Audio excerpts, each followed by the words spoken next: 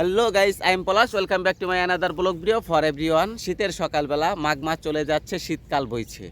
আমি আমার বর্তমান লোকেশন যদি বলি, আমি আছি বিক্রমপুরে, কিন্তু দাঁড়িয়ে আছি বিশাল বড় ধানি বা ফসলি জমির মাঝখানে। পূর্ব আকাশে সূর্য উদয় হয়েছে। শীতের সকালবেলা, মনোরম পরিবেশ, প্রাকৃতিক অপরূপ সৌন্দর্য খুব কাছ থেকে দেখার জন্য বেরিয়েছি। আপনাদেরকে দেখাবো আজকে। আমার সাথে থাকুন, দেখতে থাকুন। বিক্রমপুরের ইতিহাস, ঐতিহ্য, প্রাকৃতিক যে অপরূপ সৌন্দর্য আছে, খুব কাছ থেকে দেখানোর চেষ্টা করব। শীতের সকাল মানেই ঘন কুয়াশার চাদরে ঢেকে থাকা চারপাশ। চাল কুমড়ো ফুল মুগ্ধতা ছড়ায়, কনকনে ঠান্ডা, আর ঘাসের ডগায় জমে থাকা শিশির বিন্দু। সকালবেলা ধান ক্ষেতের আইল দিয়ে হেঁটে হেঁটে যাচ্ছি, কি লোভ হচ্ছে, লোভ হওয়ারই কথা। গ্রাম বাংলার প্রাকৃতিক অপরূপ সৌন্দর্য, শীতের সকাল ঘুরে ঘুরে আপনাদেরকে দেখানোর চেষ্টা করছি। খাল, বিল, নদী, নালা, সকালবেলার যে পরিবেশ বিক্রমপুরের, সেটাই কিন্তু আপনাদেরকে দেখানোর চেষ্টা করছি। বিক্রমপুর বর্তমান মুন্সিগঞ্জ জেলা, প্রাচীন ও মধ্যযুগীয় বাংলার অন্যতম রাজনৈতিক, সাংস্কৃতিক ও জ্ঞানচর্চার কেন্দ্র, সাহসের শহর। বিক্রমপুরের থানাধীন শ্রীনগর খোদাইবাড়ি থেকে বলছি। পরিবার পরিজন নিয়ে চলে আসছি। আজকে সকালবেলা কিন্তু আমার সাথে আমার পরিবারের অন্যান্য সদস্যবৃন্দ যারা আছে তাদেরও ঘুরতে বের হওয়ার কথা ছিল, তো তারা ক্লান্ত হয়ে গেছে। সেই পুরান ঢাকা থেকে আমরা বেড়াতে এসেছি, তারা সবাই ঘুমাচ্ছে, তাই কিন্তু আমি একাই বেরিয়ে পড়ছি। সৃষ্টিকর্তার সবচাইতে সুন্দরতম সৃষ্টির মধ্যে সবচেয়ে সুন্দরতম সৃষ্টি হচ্ছে এই পৃথিবীর সবুজ প্রকৃতির সুন্দর মহিমা। সকালবেলা তুমি কিন্তু বলছো কয়টা বাজে উঠবা, তুমি আমার সাথে বলছো কয়টা বাজে উঠবা?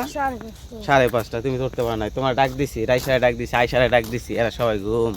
কিন্তু রাতের বেলা কি বলছে, মানে অ্যালার্ম দিয়ে রাখছি, মানে সবার আগে উঠবো, এখন ডাইকা পরে দিয়ে কেউ পাই না, বুঝছো না?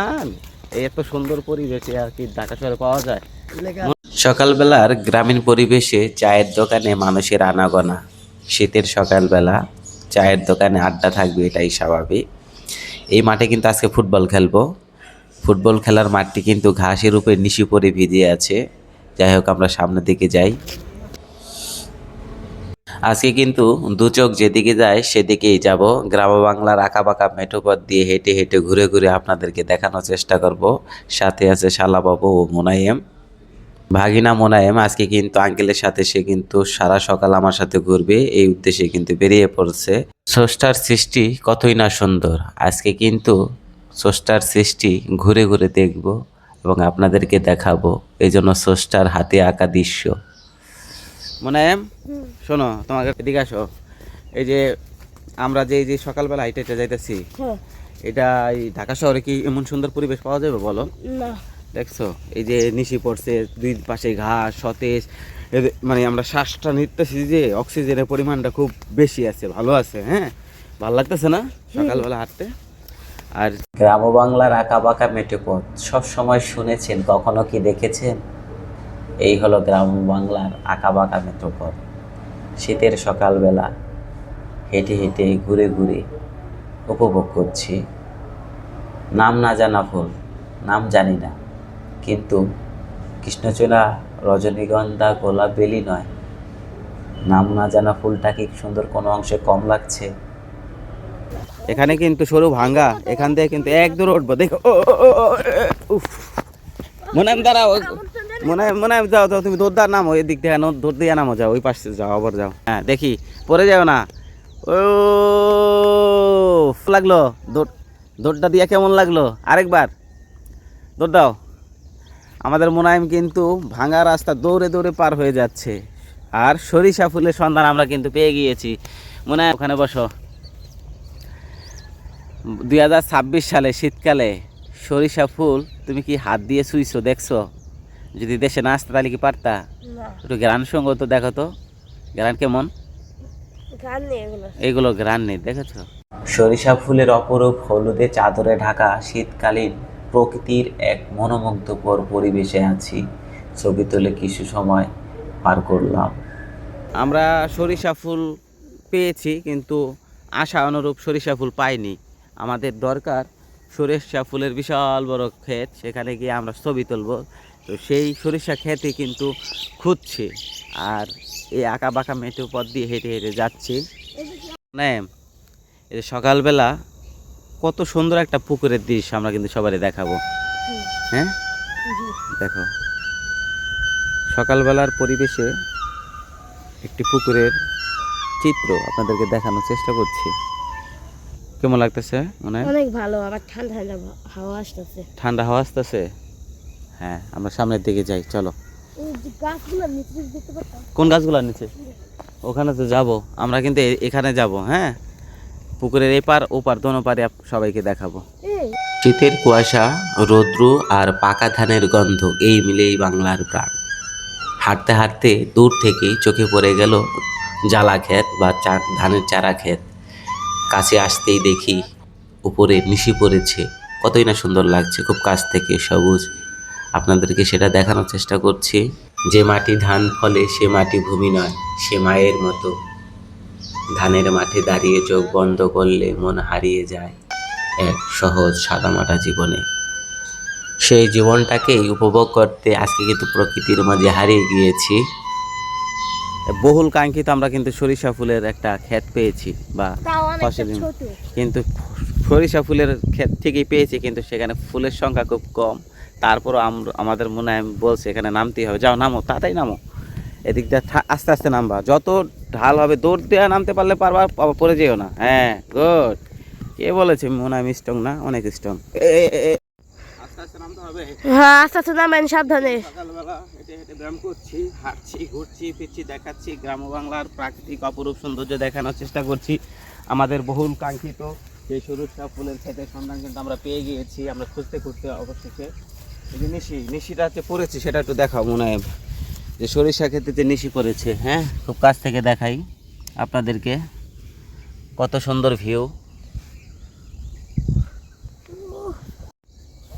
তাড়াতাড়ি আসো, জুতা খেলে পা ভিজাও। হ্যাঁ, ভালো করে আরো ভিজাও। হ্যাঁ, এইভাবে দেখছো, দেখি তো। হ্যাঁ, পায়ের নিচে কি কেমন লাগতেছে? ভালো লাগতেছে, ঠান্ডা পানি, শিশি অনেক ঠান্ডা। এদিকে হাঁটতে ভালোই লাগতেছে। আসসালামু আলাইকুম। সকালবেলার মনোরম পরিবেশ দেখতে দেখতে হাঁটতে হাঁটতে আমি আর মোনায়েম কিন্তু চলে আসছি কাহের তারা। এখানে আমি দ্বিতীয়বারের মতো আসলাম। এটা হচ্ছে একটা কবরস্থান। এখানে প্রথমবার এসেছিলাম, আমার নানা শ্বশুর যিনি আছেন তাকে কিন্তু এই কবরস্থানে কবর দেওয়া হয়েছিল। বলেছে আসসালামু আলাইকুম ইয়া হালাল কুবুর। হ্যাঁ, আসসালামু আলাইকুম ইয়া হালাল কুবুর, আসসালামু আলাইকুম ইয়া হালাল কুবুর, ইয়াগফিরুল্লাহু লানা ওয়া লাকুম। হে কবরবাসী, আপনাদের ওপর শান্তি বর্ষিত হোক। আল্লাহ আমাদের ও আপনাদের ক্ষমা করুন। আপনারা আমাদের অগ্রগামী আর আমরা আপনাদের অনুসরণকারী। কবরস্থান হলো মৃতদেহ দাফনের নির্ধারিত স্থান, গোরস্থান বা সমাধিস্থল নামে পরিচিত। ইসলামের বিধান অনুযায়ী এটি মৃত ব্যক্তির সম্মানজনক দাফন এবং আত্মীয় স্বজনের জন্য জিয়ারতের শান্ত স্থান। আজকে কিন্তু নানা ভাইয়ের মৃত্যুবার্ষিকী উপলক্ষে মিলাদের আয়োজন করা হয়েছে, বাদ জুম্মা। তো আমরা কবরস্থানে এসেছি নানার কবর জিয়ারত করব। তারপরে আমরা এখান থেকে গিয়ে জুম্মার নামাজের সময় তার মিলাদে অংশগ্রহণ করব। তাহলে আমার বড় আপুকে যেন কবরের আযাব থেকে মুক্ত করে দিয়ে। আমিন আমিন। হে আল্লাহ, তুমি বড় আপুকে জান্নাত নসিব করেন। আমিন। হে আল্লাহ, আপনি আমাকে খুব ভালোভাবে কবরের আযাব থেকে মুক্ত দিয়েন। আমিন। বিদ্যুতের গতিতে ফুলসিরাত পার করার তৌফিক দিয়েন। আমিন। আলহামদুলিল্লাহ। ঠিক আছে, আসো। কখনো যদি হিংসা, অহংকার, ক্রোধ বেড়ে যায়, নিজেকে অনেক শক্তিধর মনে হয়, তাহলে আপনার বাড়ির আশেপাশে থাকা কবরস্থানে গিয়ে ঘুরে আসবেন। সেখানে গেলে বুঝতে পারবেন আপনার থেকে অনেক জ্ঞানী গুণী বুদ্ধিমানরা সেখানে শুয়ে আছে। আসসালামু আলাইকুম ইয়া হালাল কুবুর। সকালবেলার মনোরম পরিবেশ উপভোগ করে বাসায় এসে দেখি আমার মেয়ে ঘুম থেকে উঠেছে এবং উঠোনে দাঁড়িয়ে দাঁড়িয়ে তার নানু ভাইয়ের মাছ কাটা দেখছে। বাজার থেকে মাছ আনা হয়েছে, চিংড়ি মাছ, বোয়াল মাছ, এগুলো কিন্তু আনা হয়েছে, পোনা মাছও আনা হয়েছে দুপুরে খাবারের জন্য। আমি কিন্তু বিক্রমপুরে এসে আমার প্রথম দিনের সকালবেলা অতিবাহিত করেছি। এখন আমাকে বিশ্রাম নিতে হবে। এই আসো, আমরা এটা কি আইসক্রিমের নামটা, এইটা চকলেটের নাম কি? ফান্ডালো। ফান্ডালোর ভিতরে আমরা কি পেয়েছি? আই লাভ ইউ লেখা পেয়েছি। আমরা ফান্ডালোর ভিতরে কি আই লাভ ইউ পেয়েছি। তা আসো দেখে যাও, আমি কি মিথ্যা কথা বলছি? আসো, এই যে আসো। একটু বিশ্রাম নিতে না নিতেই বাহিরে নারকেল গাছ থেকে ডাব পড়ছে।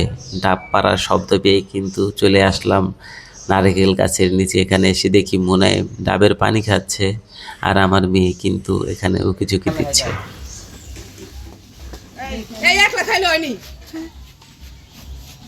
পরে না কাবানি, এই থাকি পানি পরে না।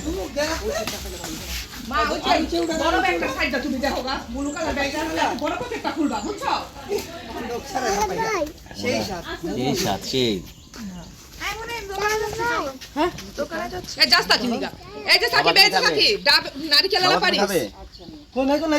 আমার মেয়ে খাবে, দেখো পুরো করতে বললে কিছু না না।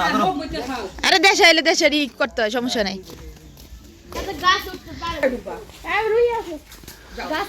কিভাবে গাছে ওঠে দেখো ভাইয়া ভাইয়া।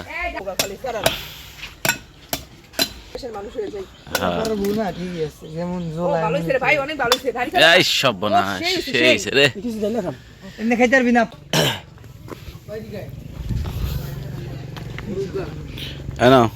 আরেকটা ডাবের হাঁসটা কিন্তু অনেক মজা খাওয়ানি রে। এই যে খা খা ওই শক্তটা তো হাঁসটা মজা বেশি লাগে। হ্যাঁ, ডাব খাওয়ার জন্য আমরা কি ডাব কেটে ডাব হার দিচ্ছি, তারপর আমরা ডাবগুলো কেটে খাবো। আমাদের অনেকগুলো ডাব পাড়া হয়েছে গাছ। এই ডাবগুলো একটা একটা কেটে নিব। এই যে এই ডাবগুলো নিতে হবে, এই ডাবগুলো আমরা কাটবো, ঠিক আছে? আসো, ডাবগুলো কাটবো, আসো ডাবগুলো। হ্যাঁ চামচ সব ডাবগুলো কেটে কেটে এখন আমরা সবাই খাবো। আসো, এখন আমি মেয়ে খাবি। আমার ডাবটা নিয়ে আসো, আমার মেয়ের দিকে দেখাও, মেয়ে দেখো। ও বাবা গো, তুমি ধরো না, তুমি ধরো না, তুমি এখানে দাঁড়াও। বাবা কিভাবে কাটে দেখো। হ্যাঁ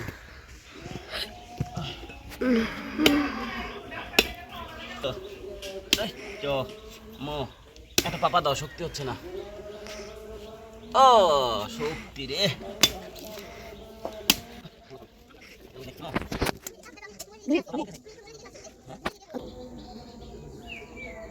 আমু আসো, দেখো কত পানি। আসো একটু দেখে যাও, পানিটা আসবে না। আমো বাবা কি করতেছ? বাবা খেলা করতেছ মনে হয় আমার সাথে? এই যে পিটি দিতেছ কেন? গোসল করবে না আমো? আমো এই যে খেলায় মগ্ন, আমার সাথে কথাই বলার সময় নেই না। আর আমি কিন্তু জুম্মার নামাজ পড়ার জন্য যাচ্ছি।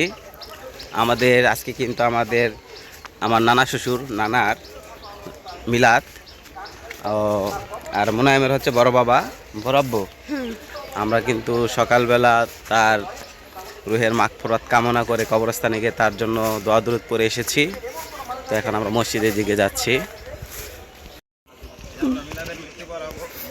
মিলাদের জন্য মিষ্টি নিয়ে যাচ্ছি মসজিদে, শুক্রবার দিন। হ্যাঁ দোয়া হবে আমাদের নানার জন্য। চলো এবার সামনের দিকে চলো।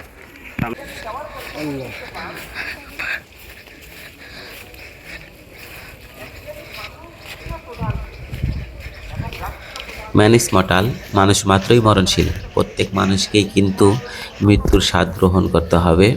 মসজিদের দিকে আমরা কিন্তু যাচ্ছি, সাকিব, আমি, মামা সহ। আমাদের হাতে কিন্তু তবারক, মিলাদ শেষে তবারকের ব্যবস্থা করা হয়েছে।